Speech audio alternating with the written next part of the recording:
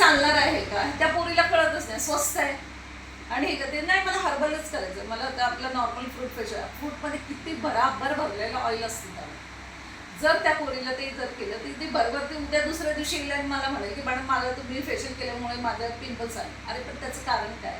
मग आपण एक ब्युटिशियन म्हणून आपल्याला माहिती पाहिजे की ह्या पोरीला फ्रूट फेशियलच करायचं. तिला माहिती आहे आपल्याला तिला काही जास्त पैसे देणार आहे, पण तिची स्किनची केअर करणं हे आपलं गरज आहे.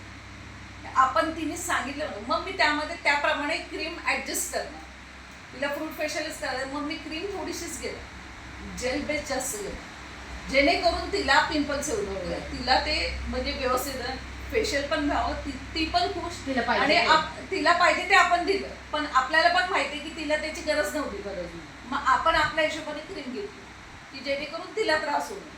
मग ते नेक्स्ट टाइम काय नाही ना मॅडम तुमच्याकडे आलं पण बाकीच्या ठिकाणी गेलं मला खूप पिंपल्स आहेत, तुमच्याकडे आलं माझ्यावर पिंपल्स नाही. तिला स्किनच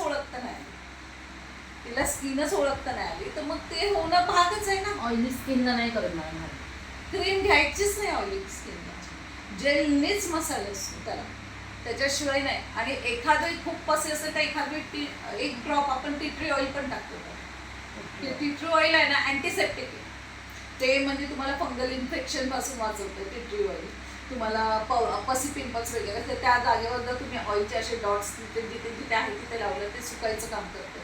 ते सुकवतं, तुम्हाला बॅक्टेरिया पसरू देत नाही, पसरू देत नाही, ते काम असतं. तुम्हाला आगाग झाली, जळजळ झाली, युरिन इन्फेक्शन झालं त्यामध्ये एक